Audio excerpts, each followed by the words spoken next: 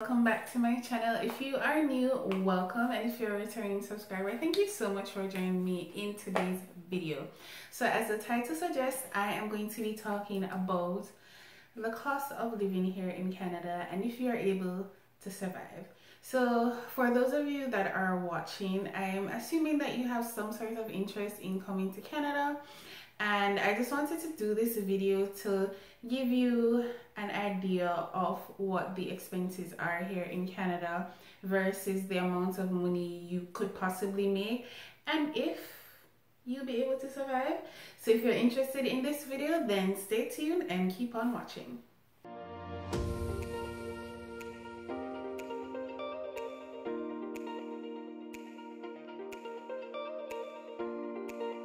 As a disclaimer, these fears are based on my personal experience being here for a year, as well as experiences of persons that I know, general research and stuff like that. So the cost of living is going to vary depending on the province that you're in. It's going to vary depending on the lifestyle that you have or the lifestyle that you want. It's going to vary depending on your family size. So the cost of your day-to-day and your monthly expenses is going to vary depending on whether you're a single person or whether you are a family of 2 or 3 or 4, etc. So for today's video, I'm just going to go ahead and do these expenses based on a single person's point of view, because that's most of the information that I have, and I'm a single person and I can sort of give you guys based on my experience and how much money I spend, and some additional info as well. So we're going to talk about the expenses here in relation to the amount of money that you could possibly make. So let's talk about the salary for a little bit. Of course, again, this is going to vary depending on lots of things, but we're going to talk about the sort of median salary that you can get in an entry-level position. So we're not talking about experience positions here, but an entry-level salary for somebody that is coming and transitioning into the labor force. And the median salary based on research is between 36,000 Canadian dollars to about 50,000, and 50,000 being sort of like the max. And yeah, so 36 to 50,000 for an entry-level position. Of course, the more money that you get is going to be dependent on the experience that you have. So obviously somebody that has a little bit more experience in whatever position that they're applying for can negotiate a higher salary, and that person might end up getting a $50,000 offer, as opposed to someone who doesn't have as much and they'll offer them maybe 40,000 or 30,000. It really depends. So for today's example, we're just going to use the max. We're going to use $50,000. So bear in mind 36,000 being sort of like the lowest to about 50,000 Canadian, and that is before tax annually. So the first expense that we are going to talk about, which is the major expense, major expense here, is rent. How much does it cost to rent somewhere here in Canada? In Ontario, in Toronto. So because that's the area that I'm in Ontario. So, like where I live is sort of on the border of Toronto. So I'm not in Toronto, thank God. I mean, as it relates to rent, thank God. But we're going to talk about the rent. It is the most expensive thing that you will pay for in your monthly expenses and your monthly bill. So it's very important. I will say that rent is going to obviously depend on where you live. So in Toronto, it is more expensive than outside of Toronto. So for example, places like London, Ontario, I know is a lot cheaper than Toronto. The Durham region, like Pickering, Ajax, Oshawa area, a lot cheaper. And even within the Toronto area, downtown Toronto is way more expensive than, let's say, Scarborough, which is also in Toronto, or Brampton. Well, Brampton isn't in Toronto, is it? Brampton is in Peel? Listen, I don't know. But you have the Peel region that is like Mississauga, I believe Brampton as well. So those places will be a little bit more on the cheaper side. So in relation to rent, you can get somewhere to rent in Toronto for, I would say, as low as 1,500 if you're lucky. If you're lucky, to as high. We're not going to go to the max, but a decent range would be from 1,500 to about 2,000 Canadian dollars monthly, right? And I'm going to insert a clip of sort of what you'd be able to get for about $1,800 in Toronto. And what it looks like. One of the biggest things that you sacrifice if you are going to, you know, look for places to live and you want to live in Toronto is going to be your space. So you will see a lot of these condos and apartments, they're pretty small, but what, you know, a lot of them give you really nice amenities. They have, some of the buildings are relatively new. You have nice views of, you know, the city, so it's aesthetically it looks nice.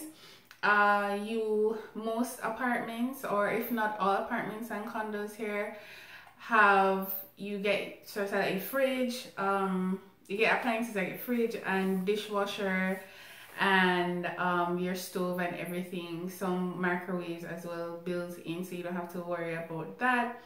However, as you see, it's pretty expensive, but you have amenities like the building might have a pool, a gym.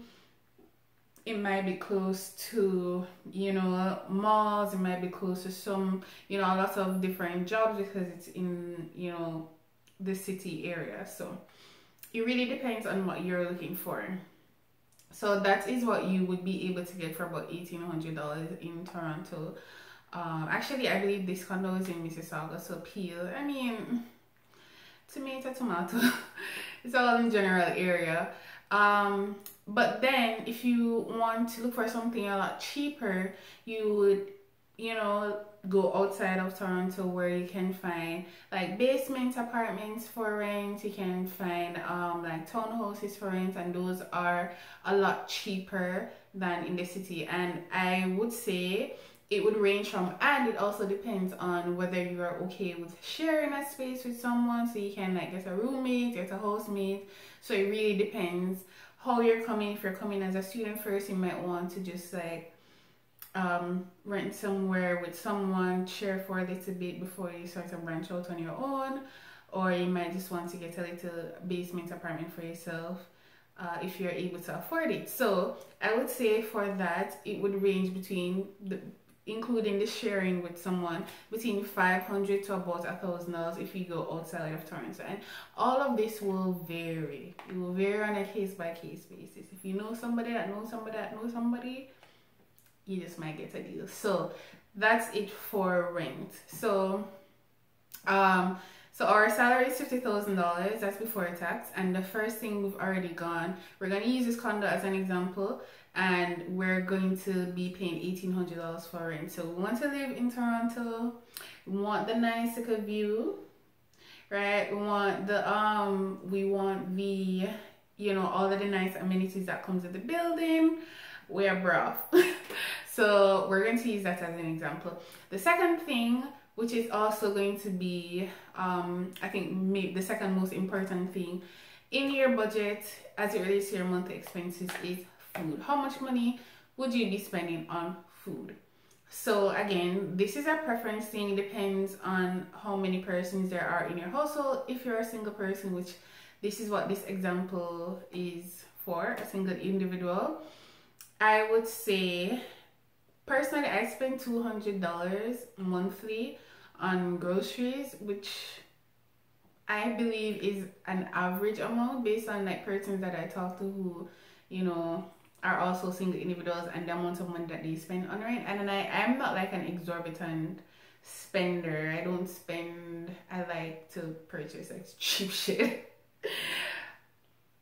Anyway, so I go to like grocery stores like Freshco and No Frills. Those are sort of the you know, more affordable grocery stores here, they usually have a lot of deals. And depending on the day that you go, they will have a lot of deals. So I try to, you know, save as much as I can. I don't go to like Farm Boy or Whole Foods, and those other kind of elite. Loblaws, I believe, is the higher end version of No Frills. So Loblaws owns No Frills, so it's like a cheaper version, I believe, something like that.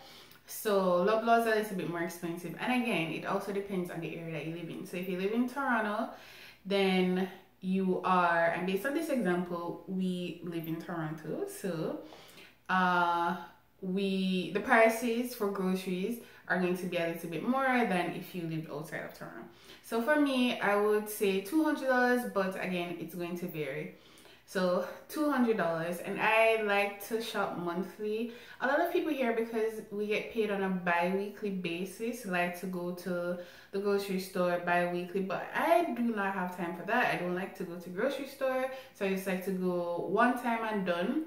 And then if like I need to sort of stock up on some items like non-perishable stuff that usually go bad quick, I like to, you know, just go during like whenever I have time and pick up some stuff. So that's groceries, $200.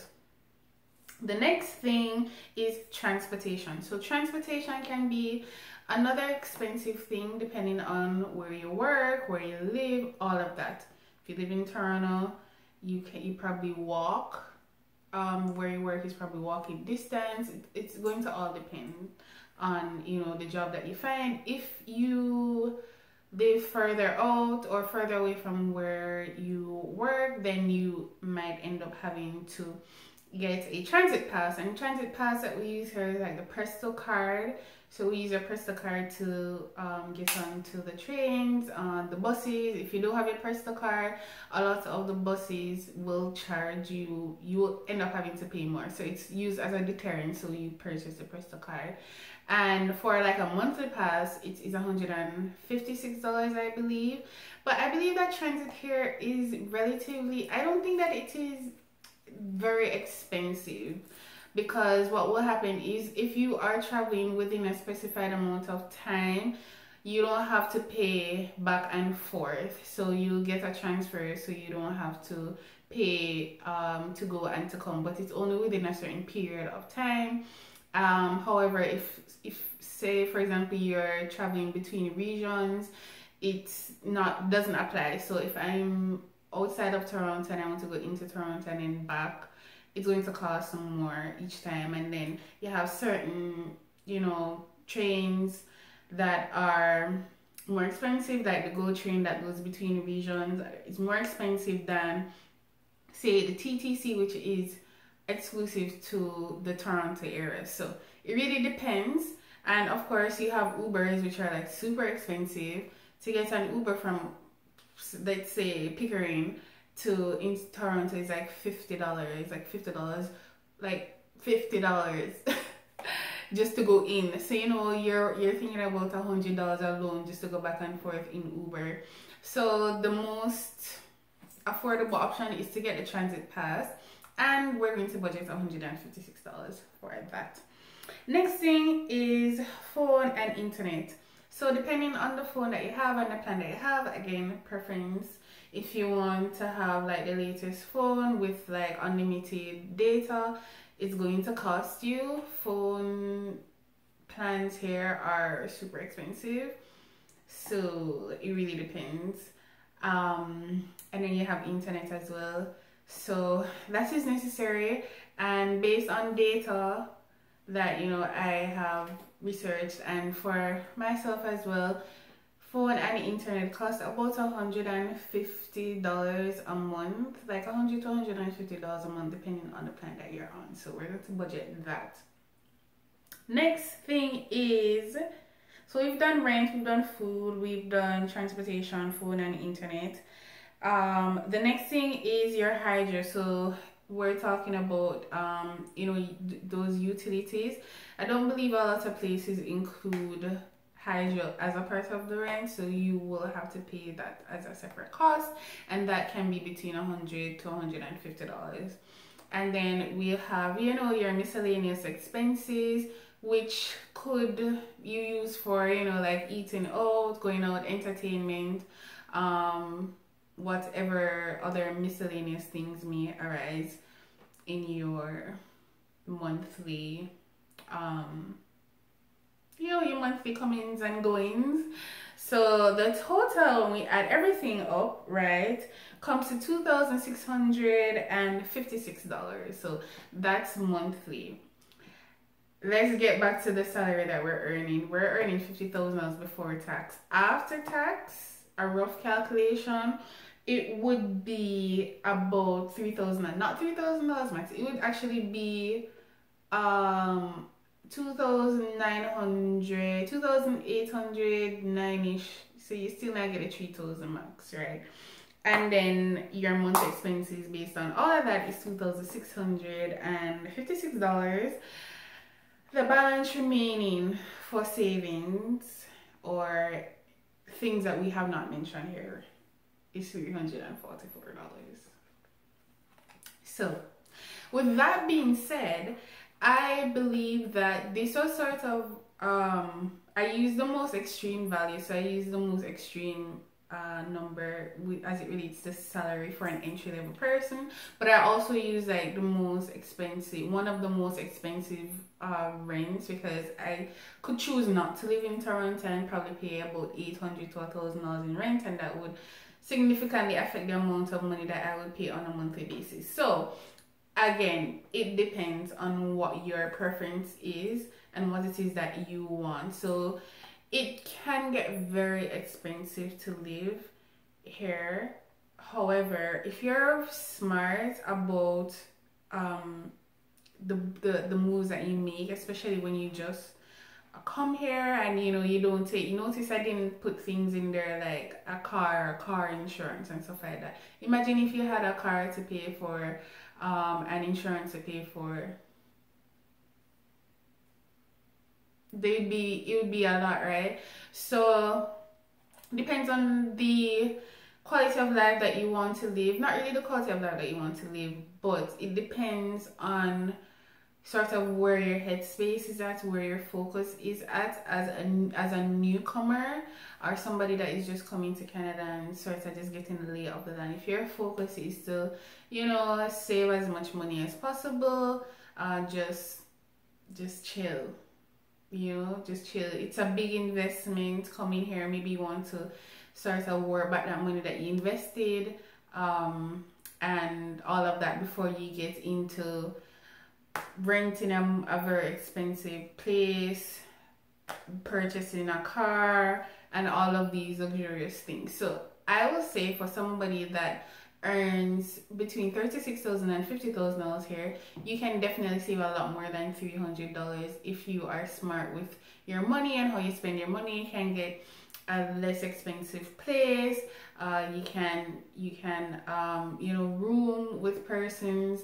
You can just watch how much you're spending on things like, you know, Uber Eats and just eating out. Because like, listen, I'm telling you that I was at home for a week and I ordered out every single day, and I was like, who are you? Like, who do you think you are?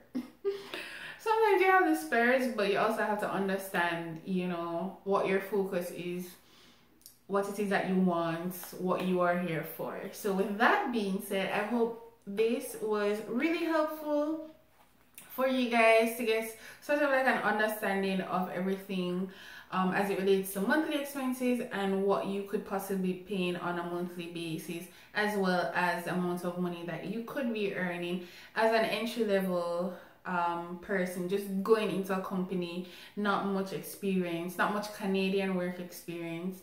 So I hope this was insightful, and thank you so much for sticking around, and I'll see you in the next one. Bye.